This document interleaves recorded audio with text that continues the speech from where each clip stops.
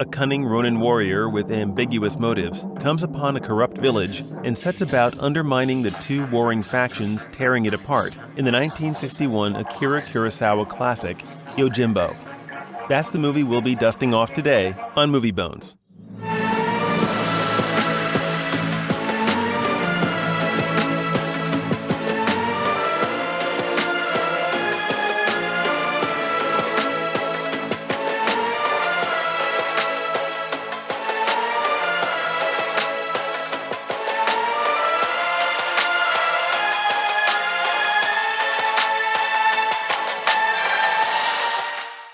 Hello, everyone, and welcome to yet another episode of Movie Bones, where Ryan and I dig through as many films as we can that came before our time on this humble planet and share our experiences with you, because it's fun.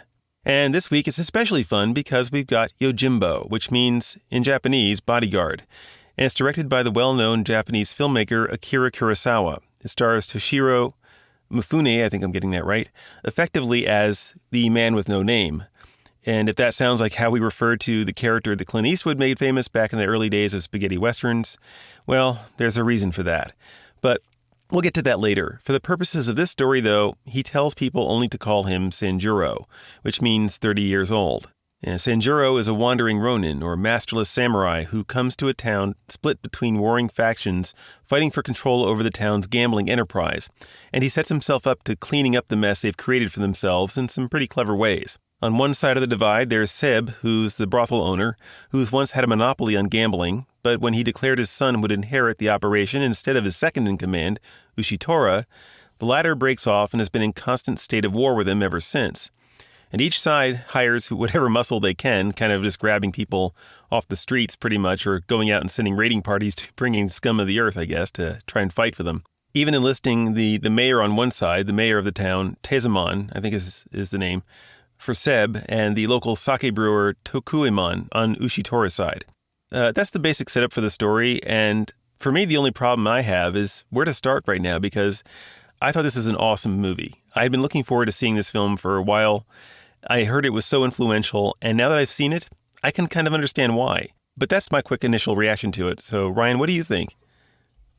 I think the name of the movie doesn't do service to the movie itself. Oh, you think it's a little bit mislabeled, perhaps? Yeah. When I say, well, because, Yojimbo, obviously it means bodyguard. And this whole entire movie, I'm sitting there going, he's not done anything that's remotely that. I'm saying this in such a way that's like, this is my biggest critique of the movie, to be honest with you. Because bodyguard, more or less, he's a mercenary. Is really the type of, because they really just want him to fight, for their side. And they think that if having him on their side will increase their odds. And you see it, you get that. So I think if you were to try and extrapolate more meaning out of the title of the film, I could see perhaps where there's a turning point in the film where that involves a family, and we won't talk about that right away, protecting a family. At that point, I could almost see that being where the theme fits in, if it's related to that. If it's not, then I think it's just picking one word out of the script and saying that's what we're calling the film. But I think perhaps there's a bit more going on, but that's my impression. Now, there is one other thing. It did feel like, and I don't know, because I didn't really dive into it too much, but I kind of felt like when I first started the movie that especially when they introduced his character, it almost felt like you're missing something. And what I mean by that is it felt as if this character had already had plenty of stories that I should have known about. And I'm sitting there going, I don't know anything about this character. And it made me feel a little bit of a disadvantage. But again, that's probably because of the way this movie, I mean, you've already mentioned it, the term spaghetti western. This movie is very much a Western movie. That cowboy walks into town, finds himself in trouble that he didn't cause. It was just kind of fell into his lap, and he has to deal with it in the way that he wants to deal with it. And since he's a roguish type of cowboy, he doesn't go about it in the superheroic way that we would envision from the start. early on, he gets the scope of the lay of the land from the guy who's supposed to be the sheriff of the town, the constable, but the constable's like the weakest one around, and that's kind of part of that's part of the situation. And you can almost already see him kind of putting together the pieces of what he's going to do. And he's very deliberate about every piece that he does. And as for his motivations, you said that perhaps he's just kind of doing it for money, and you could see it that way. But also, he has some conversations with I think it was with the tavern owner, which the tavern owner in the movie kind of portrays kind of this neutral party that's kind of good. He's one of the last good men in town, so to speak. And he has these conversations with him, and I did pick up a little bit of like he seems to be doing this for almost like a Ronin or a samurai is looking for purpose. I might have been reading more into it than it's actually there, but it was my impression that he was doing it. That the whole for money bit was just part of the playing them against each other. I would argue that he sees more in him, and for whatever reason, Yojimbo, I'm just going to call him Yojimbo, but for whatever reason, Yojimbo, doesn't want to pursue that particular purpose until he has to, until he realizes, no, I've got to be more like the tavern owner wants me to be, because that's actually the right thing to do. I think the film is deliberately ambiguous in the point in the first half of the film, maybe even the first 2/3 of it, about just what his motivations are, which is interesting in its own right. What I find neat about the film, they have a hard time honestly fighting each other. Now, you could maybe put your own interpretations of why they have a hard time fighting each other. A lot of it is because, he says it, a lot of it is because they're really just afraid. Like, there's all these tough guys, but they're really not, they're not brave. So like both sides, even the leaders, have a hard time actually like committing to the fight. But a couple times in the movie, at least, they're squaring off one another. And where do you find him? You find him sitting on this tower of sorts, watching down and laughing at him. It looks like he's watching. Because he knows It made it look like he was watching a tennis match. And it's funny to see someone just sitting back and waiting for the mayhem that he himself has sown, because he just wants to see them to go at each other. That's the only thing you do get out of his initial motivation, is that he wants to see them like attrition, like a war of attrition. And maybe that's part of the point too, is that when in fighting each other, it whittles down the numbers that to make it more manageable for himself. For whatever reason, the magistrate comes and the two sides are scared of getting caught by the bigger magistrates. Okay. So they both kind of call a truce for a bit. And that kind of like, well, that's kind of goes against me, what I wanted. But he learns about that is that they're afraid of the magistrate. They're afraid of getting caught. So he uses that piece of information to, as soon as the magistrate's gone, to kick it back into gear again. And it's like, well, that's pretty clever. And he has a number of those moments where he's really clever that way.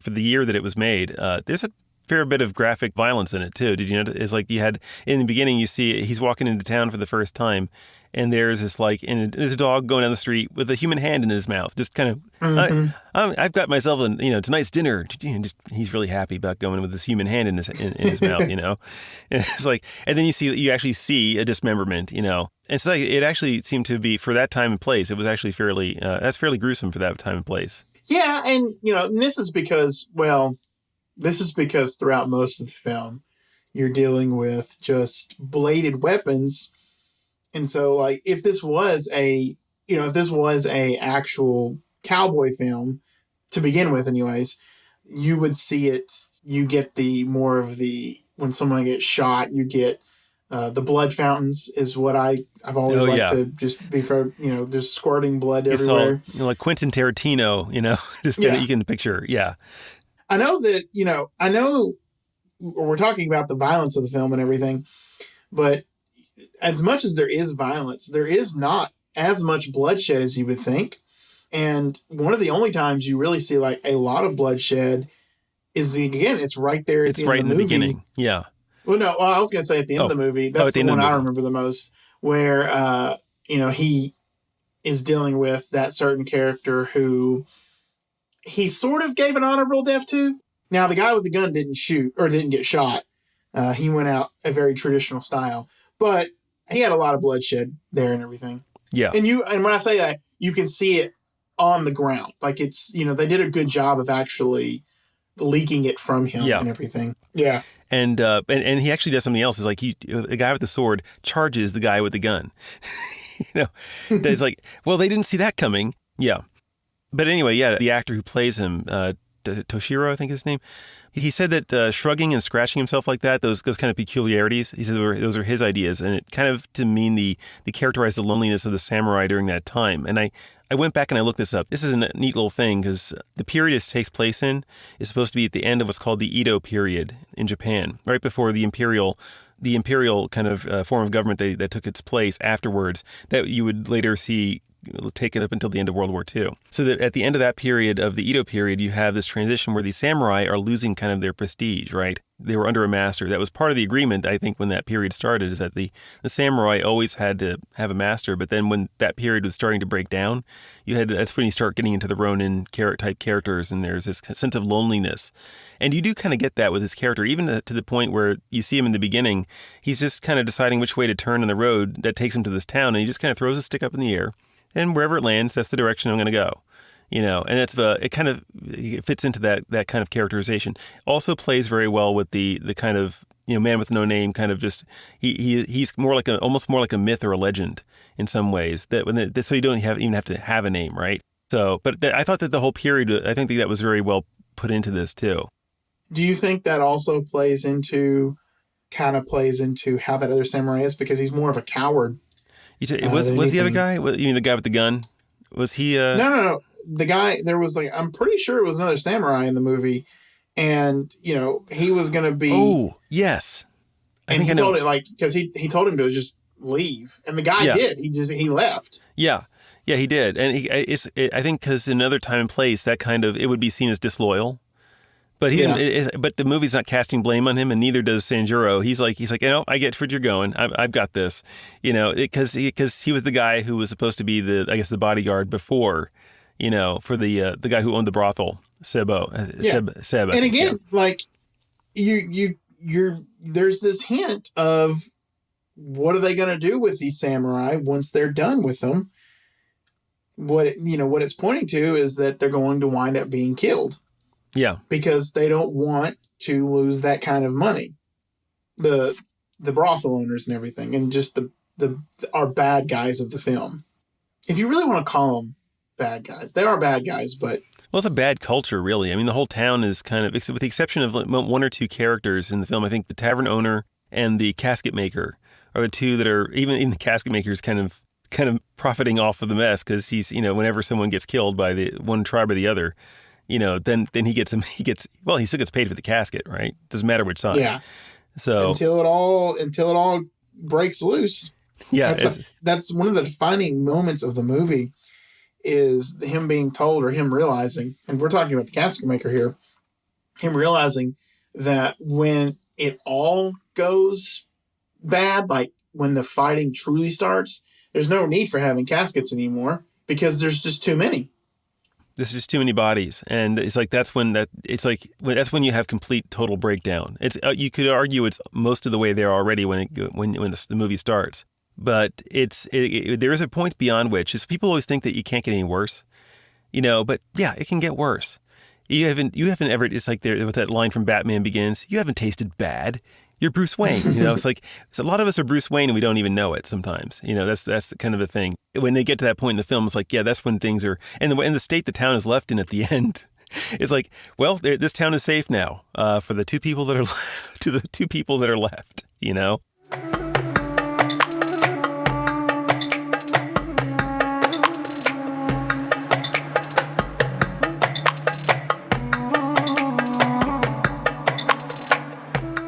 There was actually some controversy after this film was made, because, as I alluded to before, the Man with No Name theme. There's a deliberate reason why I said that. It's because Sergio Leone, who's obviously known for his spaghetti westerns, and kind of really put Clint Eastwood on the map because of it, right? Playing the Man with No Name. Well, the Fistful of Dollars was the first movie in that series, and it was. And I looked this up, Ryan, and I can see why this happened. The plot points are like point for point. It's like you just transplanted the location and the names, and you've got pretty much a fistful of dollars. And I think Akira Kurosawa reached out to me and said, I think your film is very good. It's just my film. And I know. Apparently, Sergio Leone was so thrilled by having he wrote me and he said my movie's good. He's like totally not caring very much about the fact that you've just plagiarized his film, and he's telling you you've plagiarized it. He's like, but he likes my film. Yeah. As far as influences go, there's another angle to this too. Apparently, and you might get a kick out of this, is that we talked about the Maltese Falcon and Dashiell Hammett, the author, right? Mm-hmm. Well, Dashiell Hammett is one of the influences that Akira Kurosawa had when he came up with these characters. And I can see that because you've got a very similar theme, at least with the Maltese Falcon, of having this guy come into a situation that's corrupt and there are multiple sides to it. And he's just kind of playing them against each other. And I remember back when I was talking about how I missed in the Maltese Falcon that sense of any kind of hope or any kind of virtue that's being defended. And I found that here. That made a big difference for me. Now, I know you already like the Maltese Falcon, but did you notice any kind of those parallels too? I didn't know it at the time, but I could maybe see some things there. And if I watched it, when I watched it again, I could probably definitely take some of those things away for maybe either movie too. But yeah, that's a really neat thing because you don't expect that. And I know that might sound strange, but you don't expect, a movie that is so different in tone and genre to do something like that. So, like I said, it made a big difference for me. When he does the thing with the family, he does get a chance to show his character, right? He doesn't stay ambiguous for the whole movie. He does get to show his character. And as soon as he does that, I was really interested in the plot and the story. It was always very interesting to me. That was one of the big differences between that one and this one, and it just kind of reinforced what my own personal taste and how they're formed. Is that I need that little bit of hope that there's a good thing in the character somewhere, that he's not just kind of completely nihilistic. But the other thing is that not everything goes his way, does it? Yeah, very much so. Yeah, and he gets because if it went his way, he would have gotten that money, watched them beat the mess out of each other, and then skip town. Yeah, and everything. But it just never, it didn't fold that way. This is supposed to be a very influential film, and it is actually. Definitely. For those of you out there that don't know this is a highly influenced Star Wars. Oh, yeah. Especially A New Hope. This is going to be a strange one for some of you, and some of you it's not going to be a strange one. It's going to just hit your nostalgia button. In the very first season of the show, I think it's the first season, in the very first series of Pokemon, there is an episode in which the events, for the most part, are recreated, and that is our characters come into a town that has two warring factions who are on the brink of fighting each other finally. And, of course, this is an anime, and it's a kid's anime, so things obviously don't go the same way, but they are. It's about a step-for-step recreation using Pokemon and whatnot. Not just Pokemon, but characters, but it's in the Pokemon series, the first series, so it's kind of an interesting note. I think even they've said that even John Belushi got some of his samurai shtick from Saturday Night Live, and that's the beauty of it, though. It's that there is so much more. This is the beauty of this, what we're doing right here. It's the beauty of these old films, and it's why we encourage all of you to go back and watch old films, because you can see how they influence modern culture. Yeah. And everything. And it's just, it's a really neat thing. And sometimes this is a more popular film, so it's not hard to figure it out once you start just digging into it a little bit. But, there's been a couple films that we've looked at that you can at least guess and go, hey, I think someone that I've watched recently has used this film in some kind of aspect. So. Oh, was it Samurai Jack was another one, apparently. Yeah. Samurai Jack and... they even used some of the music, which, by the way, the music for the film, I really enjoyed the music. It's got this very offbeat feel to it, but it's still kind of lighthearted at the same time. Offbeat, lighthearted, and just kind of, but not being goofy either. That, in a way, I wouldn't say overwhelmingly so, but that felt very, this is a Japanese movie. It's set in the period of the samurai, even if it's at the end of the samurai. But I will say this, the music itself, it felt very 60s to me. Like there was this just overwhelming 60s feels. And I was actually thinking about that as I was watching the movie. I was thinking to myself, I wonder if this movie was set in any other time period, if the music would be similar. And by any other time period, what I mean is if it was filmed in any other time period, if the music would be as similar. Because it just felt 60s to me, which is fine. That's perfectly fine. But I thought that was kind of a neat aspect of it, just because, it's like, hey, as things can be so different, they can also be very, very similar. And that can be reapplied. Like I said, just because it's got that 60s feel to it, it still fits with the tone of the film. Because the film itself has this very offbeat quality that I think that goes very well with it.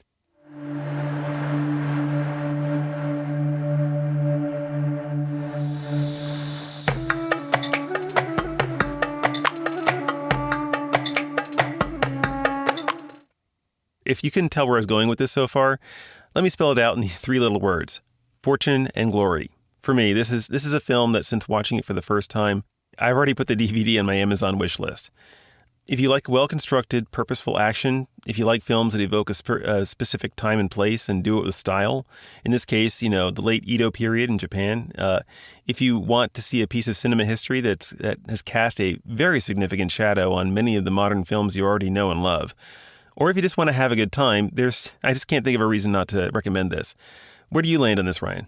I would also give it fortune and glory. And that's a lot of it goes, what I've talked about a lot is the history that the film portrays. Yes, these are events that have already happened when the film takes place, but you do get to see a different time in Japan. Another reason to watch this movie is, again, it's the influences it's had on other media that we know and love today. And, we gave a handful of things. But you see the influences it has on everything that we know and love today. I think that's worth having it. It actually has a sequel. I didn't know that. Called Sanjuro. And so I'm kind of interested in that. Might check it out eventually if I can find it. But I recommend this movie. I highly recommend this movie. Yeah. Even as just a standalone movie, recommend this movie. So Fortune and Glory. Definitely. So anyway, folks, that wraps up our take on Yojimbo. But as always, we announce our films in advance to make it easier for you guys to participate in this experiential journey together. So come and watch it alongside with us. Compare notes if you want to. And if you're enjoying the ride, feel free to follow along in your podcast purveyor of choice. We're really glad to have you on board. And on that note, Ryan, what do we have in store for next week? The timeless, maybe you call it timeless, but the timeless high school classic of Mice and Men. Yes. 1939. The 1939 version. Yes. 1939 starring Burgess Meredith and the Wolfman guy. What was it? The guy was in the Wolfman. Can't think of it now. I have no idea.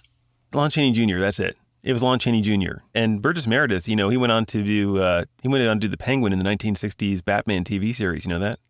I did not know that. That's really neat. Now you do.